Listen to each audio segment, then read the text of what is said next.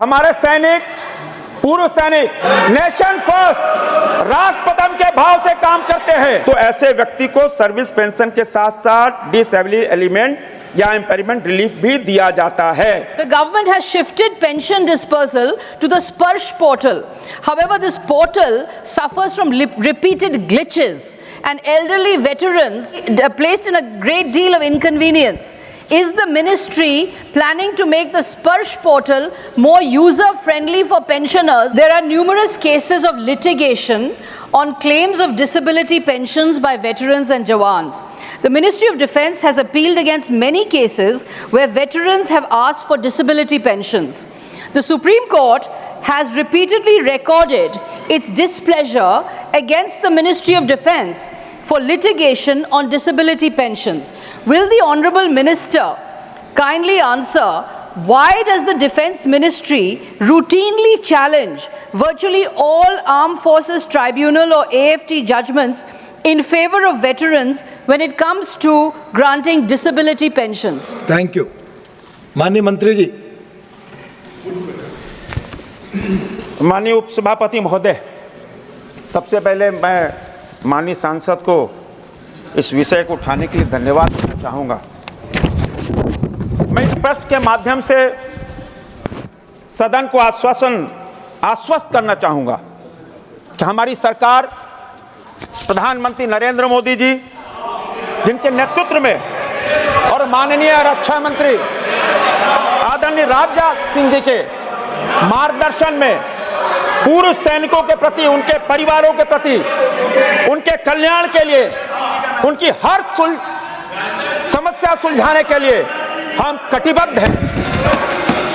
Deputy chairman sir, मैं आपके माध्यम से सदन को आश्वस्त करना चाहता हूं कि हम अपने सैनिकों को, उनके परिवारजनों को, उनके कल्याण, सुख सुविधा उसी प्रकार तत्परता से, जिस प्रकार हमारी सेना राष्ट्र रक्षा के लिए तत्पर रहती है, हम हमारी आर्म फोर्सेस की आवश्यकता, बुनियादी जरूरतों को पूरा करने के लिए, उनके मान सम्मान स्वाभिमान के लिए मन, वचन और कर्म से प्रतिबद्ध हैं। क्योंकि सुनिए, मैं आपका भी जवाब दे रहा हूं,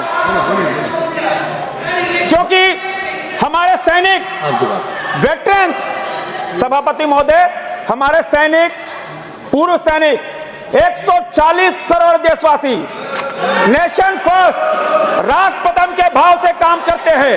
और तभी अटल बिहारी वाजपेयी जी ने कहा था, ये वंदन की भूमि, अभिनंदन की भूमि है, ये तर्पण की भूमि है, अर्पण की भूमि है।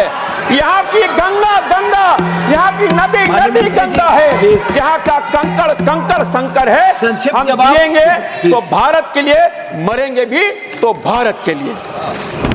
जो सांसद दीदी ने जो प्रश्न किया है, यदि कोई आर्म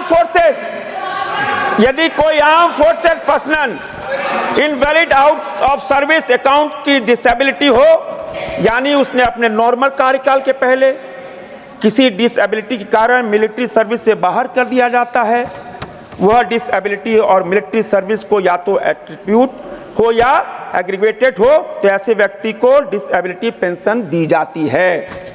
ऐसे हालात में यदि उस व्यक्ति ने मिनिमम रिक्वायरमेंट पेंशनेबल सर्विस ना भी की हो, उस समय तक की सर्विस को वेटेज देते हुए एक सर्विस एलिमेंट कैलकुलेट किया जाता है और उसकी डिसेबिलिटी को देखते हुए डिसेबिलिटी एलिमेंट कैलकुलेट किया जाता है। इन दोनों एलिमेंट को जोड़कर ऐसे व्यक्ति को डिसेबिलिटी पेंशन देने का प्रावधान है।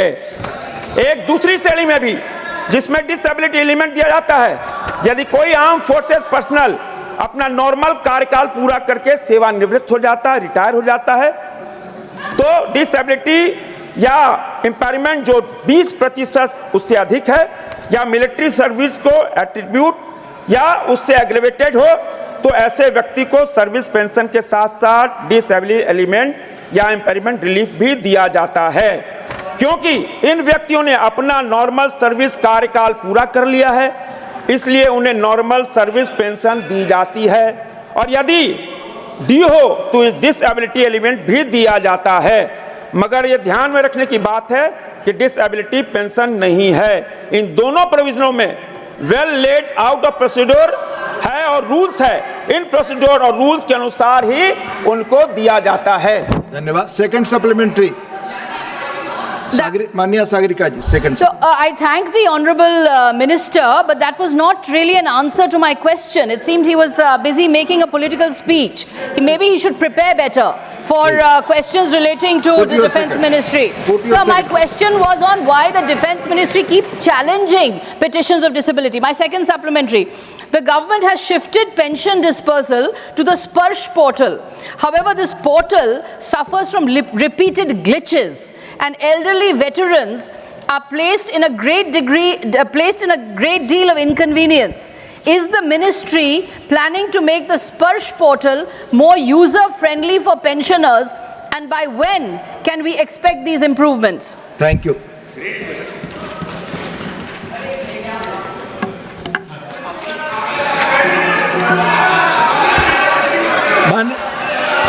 प्लीज आप सुनिए तो। प्लीज अपनी सीट पर रख, अरे अपनी सीट पर रहें अरे प्लीज। सुनिए तो। No comments from your seat please.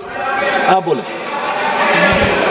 आप बोलो। उपसभापति महोदय, उपसभापति महोदय, नो कमेंट विल सिट जो प्लीज। सांसद, माननीय सांसद ने जो प्रश्न पूछा है, जब से स्पर्श पोर्टल हम जब लाए हैं, इसको है स्पर्श सिस्टम फॉर पेंशन एडमिनिस्ट्रेशन रक्षा, एक ट्रांसपेरेंट पेंशन ऑनलाइन सेक्शन है। यहां भी प्रधानमंत्री नरेंद्र मोदी ने डिजिटल किया है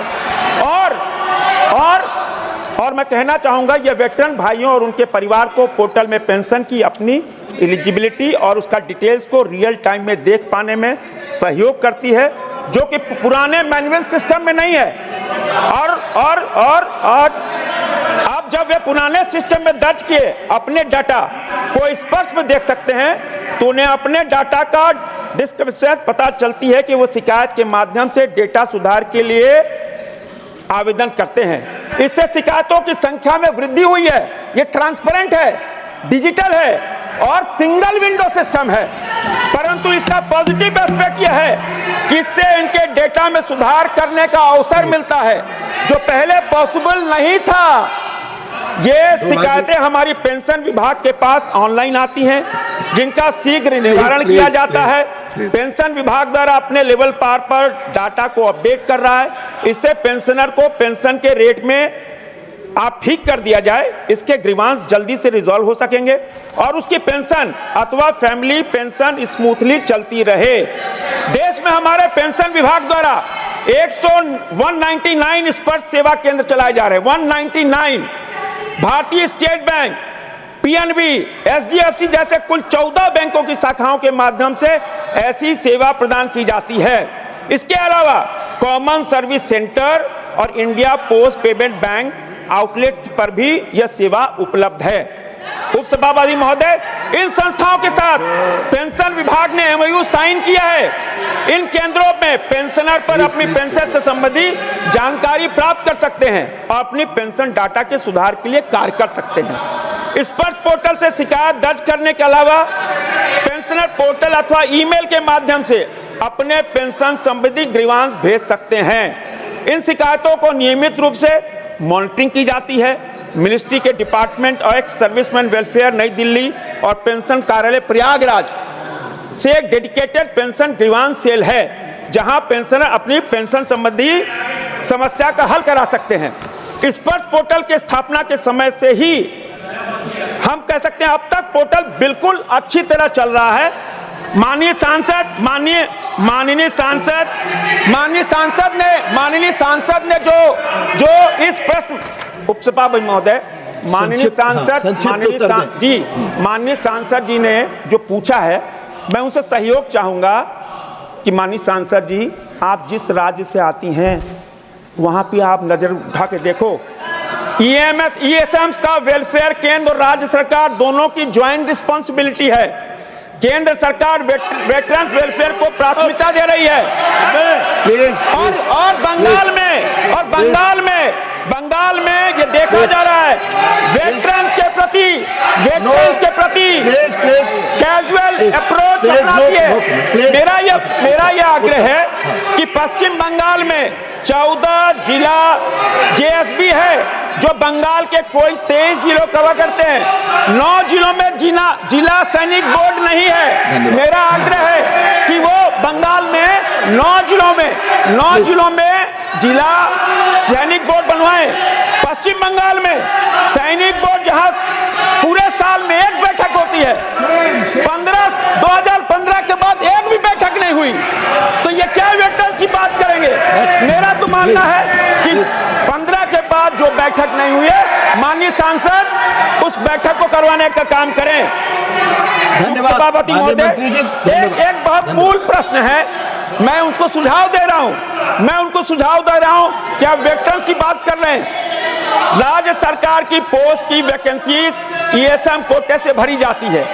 पश्चिम बंगाल सरकार ने राज्य सरकार में ग्रुप सी में ईएसएम के लिए 5% और ग्रुप डी के लिए 10% रिजर्वेशन का नोटिफाई किया है। अफसोस यह है कि पदों के विज्ञापन में धन्यवाद माननीय मंत्री जी, धन्यवाद प्लीज।